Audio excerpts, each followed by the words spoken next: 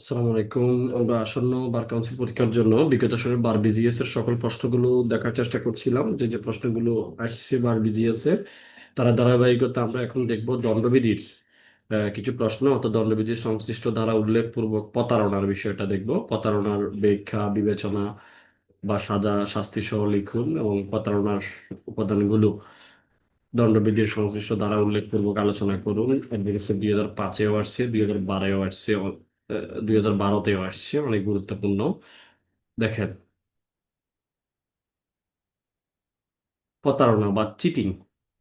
দণ্ডবিধি 1860-এর 415 ধারায় প্রতারণার সম্পর্কে বলা হয়েছে। প্রতারণা হলো আপনার ইচ্ছাকৃতভাবে প্রতারণামূলক ভাবে এবং অসাধুভাবে কোনো ব্যক্তিকে সম্পত্তি প্রদানে বা সম্পত্তি রেখে দেওয়ার মাধ্যমে উক্ত সম্পত্তি হস্তান্তর করতে প্ররোচিত করা।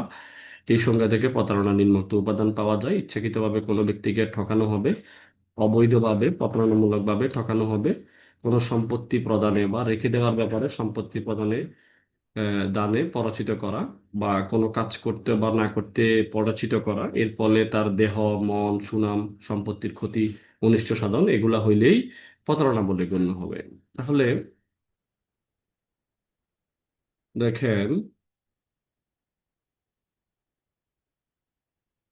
উপযুক্ত উপাদানগুলো হতে বোঝা যায় যে প্রতারণা গঠিত হওয়ার জন্য কোনো ব্যক্তিকে ঠকানো, প্রতারিত করার অভিপ্রায়ে প্রতারণামূলকভাবে অসাধুভাবে সম্পত্তি অর্পণ করা, পরাজিত করার বিষয় থাকতে হবে। স্থাবর, অস্থাবর উভয় প্রকার সম্পত্তি প্রতারণার বিষয়বস্তু হতে পারে। চকচকে বস্তুকে হীরা বলে দাবি করে, কিন্তু বস্তু হীরা বিকে বুঝিয়ে ঠকানোর চেষ্টা করে, বি হীরা টেনে তার কে টাকা ধার দেয়। এখানে প্রতারণা করেছে। 417 অনুযায়ী প্রতারণার হচ্ছে হলো 1 বছর পর্যন্ত সশ্রম বিনাশ্রম কারাদণ্ড, অর্থদণ্ড বা উভয় দণ্ড।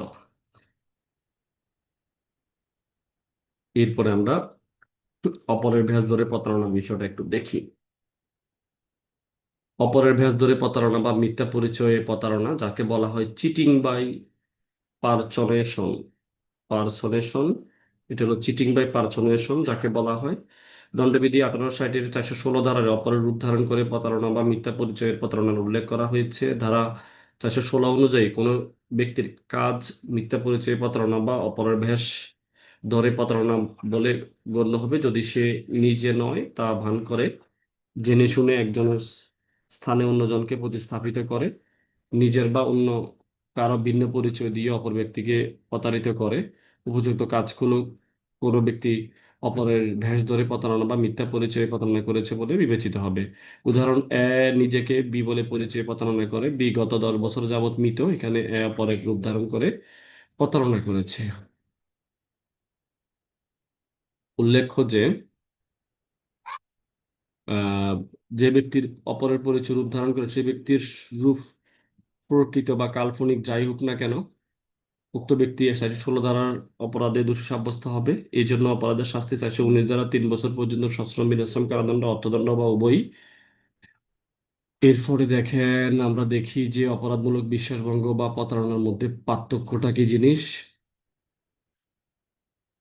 অপরাধমূলক বিশ্বাসভঙ্গ 1860-এর 405 ধারা সংজ্ঞায়িত করা হয়েছে। প্রতারণা 1860-এর 415 ধারার মধ্যে সংজ্ঞায়িত করা হয়েছে। কোনো ব্যক্তি কোনো প্রকার সম্পত্তির উপর অধিপত্য বা বিশ্বাসের ভারপ্রাপ্ত হয়ে ওই সম্পত্তি অসাধুভাবে আত্মসাৎ করে নিজের ব্যবহারে পরিণত করে অপরের কোনো ব্যক্তিকে এরূপ করার অনুমতি দেয়, তাহলে সে ব্যক্তি অপরাধমূলক বিশ্বাস ভঙ্গ করেছে বলে গণ্য হবে। প্রতারণা হলো ইচ্ছাকৃতভাবে প্রতারণামূলকভাবে অসাধুভাবে কোনো সম্পত্তি প্রদানে বা রেখে দেওয়া, উক্ত সম্পত্তি হস্তান্তর করতে পরাজিত করে। 406 অনুযায়ী 3 বছর পর্যন্ত সশ্রম বিনাশ্রম কারাদণ্ড, অর্থদণ্ড বা উভয়ই। 417 অনুযায়ী 1 বছর পর্যন্ত সশ্রম বিনাশ্রম কারাদণ্ড, উভয়ই। এটা হলো প্রতারণার শাস্তি। 4 নম্বরের গল্পটা, যে অপরাধমূলক বিশ্বাসভঙ্গের ক্ষেত্রে সম্মতি থাকে, স্বাধীন সম্মতি, ও প্রতারণার ক্ষেত্রে স্বাধীন সম্মতি থাকে না। অপরাধমূলক বিশ্বাসভঙ্গের উদ্দেশ্যে জড়িত থাকে, আর প্রতারণা ঠকানোর উদ্দেশ্যে জড়িত থাকে।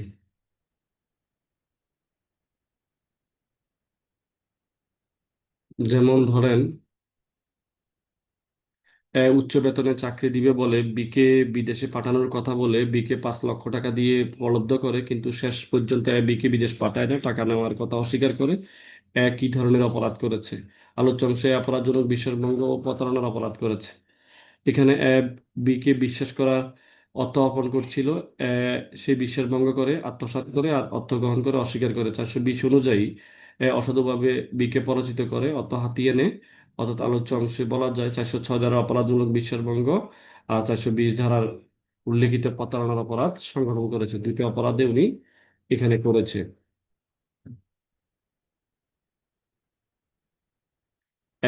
বিকে নিশ্চয়তায় 20 লক্ষ টাকা প্রদানে উৎসাহিত করে যে ওই টাকা দিয়ে আহ, আহ, 20টি এনওসি অর্থাৎ ভিসা সংগ্রহ করে দিবে। প্রতিশ্রুতি রক্ষা করতে ব্যর্থ হয়, বিয়ের নিকট থেকে টাকা নেওয়ার বিষয়টি চূড়ান্তভাবে অস্বীকার করে। দিক পেনাল কোড 1860 কোন ধারায় এই অপরাধ করেছে ব্যাখ্যা করুন। আলোচ্য অংশে এই অপরাধের বিশ্বাসভঙ্গ বা প্রতারণার অপরাধ করেছে। আহ, বি একে বিশ্বাস করে অর্থ অর্পণ করছিল, বিশ্বাস ভঙ্গ করে উক্ত আত্মসাৎ করে বিষয়টি অস্বীকার করে 420 অনুযায়ী বক্তব্য অসাধু দিকে পরাজিত করার অর্থ হাতিয়ে নেয়। অতএব উপযুক্ত আলোচনা বোঝা যায় 406 বা অপরাধমূলক বিশ্বাসভঙ্গ 420 ধারার অপরাধ সংগঠন করেছে বলে গণ্য হবে।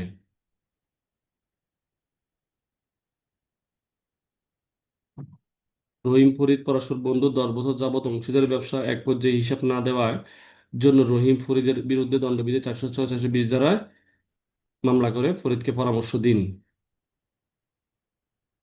আলোচ্য অংশে 420 ধারা মামলা করতে পারবে না, কারণ বিভিন্ন মামলা আদালতের মতামত থেকে জানা যায় মামলার আদালত বলেন অংশীদারি কারবারের ক্ষেত্রে একজন অংশীদার কোনো অংশীদার উকিল হিসেব বুঝিয়ে দিতে ব্যর্থ হলে 420 ধারা দণ্ডবিধির দণ্ডনীয় হবে না। আর অন্য আরেকটি মামলায় বলেন যে নালিশে যেসব অভিযোগ করা হয়েছে তা মূলত প্রচলিত অংশীদারি ব্যবসায়ের লেনদেন যা দেওয়ানি প্রকৃতি। এটি চলতে থাকলে আইন ও আদালতের অপব্যবহারের সামিল, তাই এটি বাতিল বা কোয়াশ হবে। অপরের একটি মামলা দেখা যায় 405 ধারার অধীন অংশীদারকে দায়ী করা যায় না। অংশীদারি ব্যবসায়ের ক্ষেত্রে অভিযোগকারী অভিযুক্ত উভয় অংশীদার হওয়ায় মামলা বলবৎ থাকবে না। যদি অপরাধমূলক আত্মসাৎ এখানে মামলা চলে না। 420 ধারার অধীন প্রতারণা মামলাও চলবে না। অংশীদারি কারবারের ক্ষেত্রে অংশীদারি সম্পত্তিতে প্রত্যেক অংশীদারের অধিপত্য রয়েছে। অংশীদারকে তার 406 420 ধারা অন্তর্ভুক্ত করা যায় না।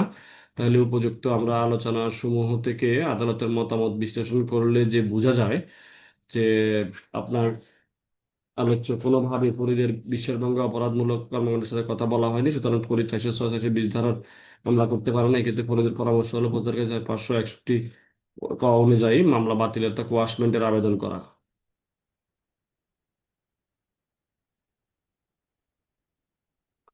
আমরা পরের প্রশ্নটা একটু দেখি। এক্স ওয়াই এর নিকট 2 লক্ষ টাকা ঋণ নেন।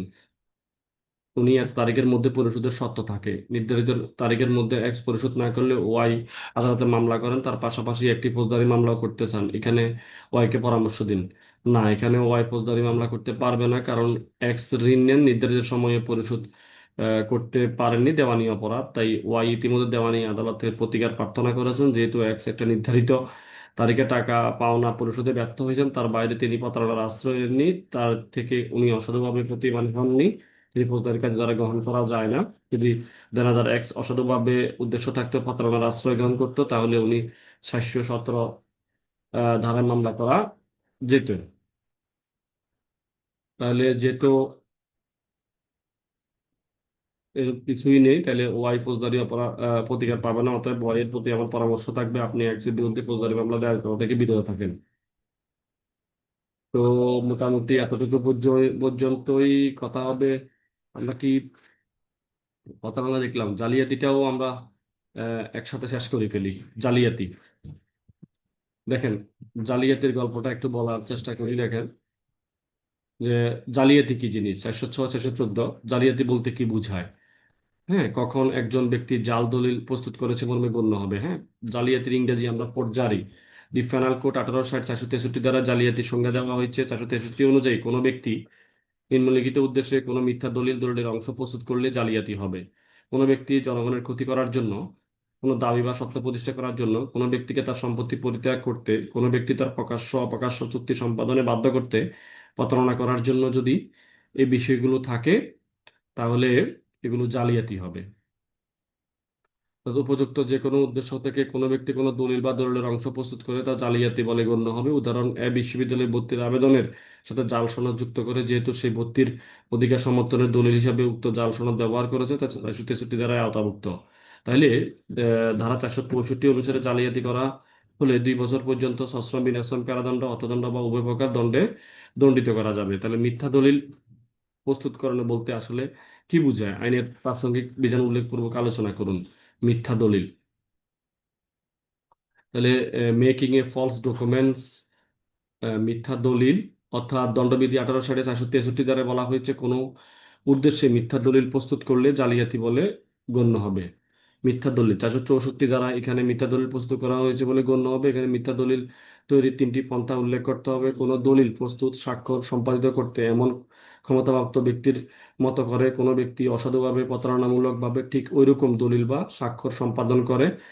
দলিল সম্পাদিত হওয়ার পর আইনগত কর্তৃত্ব ছাড়া অসাধুভাবে, প্রতারণামূলকভাবে উক্ত দলিল বাতিল বা বাতিলের গুরুত্বপূর্ণ অংশ পরিবর্তন করলে কোনো ব্যক্তির মানসিক অপ্রকৃতস্থতা বা মাদকাসক্তির সুযোগ নিয়ে অসাধুভাবে, প্রতারণামূলকভাবে তাকে দিয়ে দলিলের স্বাক্ষর, সিলমোহর, সম্পাদনা পরিবর্তন ইত্যাদি করিয়ে কোনো উক্ত ব্যক্তির মানসিক অপ্রকৃতস্থতা বা কারণে দলিলের বিষয়বস্তু পরিবর্তন সম্পর্কে জানতে পারবে না। তাহলে উপযুক্ত 3টি ক্ষেত্রে প্রস্তুতকৃত দলিলকে মিথ্যা দলিল প্রস্তুতকরণ বলে গণ্য হবে। এই 464 ব্যাখ্যা বলা আছে কাল্পনিক বা মৃত ব্যক্তির নামে মিথ্যা দলিল প্রস্তুত করা হলেও সেটা কি হয়ে যাবে? সেটা জালিয়াতি বলে গণ্য হবে। এটা বিশ্বাস করাতে প্রস্তুত হওয়া যে দলিলটি প্রকৃত মৃত বা মৃত ব্যক্তি জীবিত থাকা অবস্থায় তৈরি করা হয়েছে জনৈক ব্যাংকারের নামে স্বাক্ষরিত একটা বাহকের পড়া চেক দিয়ে চেকটিতে কোনো পরিমাণ উল্লেখ নাই। প্রবঞ্চনামূলকভাবে চেকটি 10,000 টাকা লিখে পূরণ করে জালিয়াতি করেছে।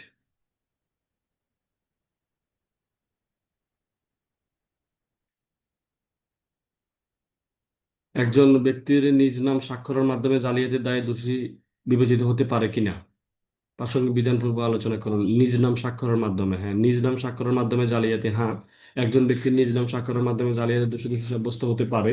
পেনাল কোড 1864 এক নং ব্যাখ্যা বলা হয়েছে কোনো ব্যক্তি নিজের নাম স্বাক্ষর জালিয়াতি শামিল হতে পারে। ধরুন একটি বিল অফ এক্সচেঞ্জের নাম স্বাক্ষর করেন, এর উদ্দেশ্যে বিলটিতে নিজের নাম স্বাক্ষর করে এবং তা এই নামের অপর একজন ব্যক্তি কর্তৃক সম্পাদিত হয়েছে বলে বিশ্বাস করেন, এ জালিয়াতি করেছে।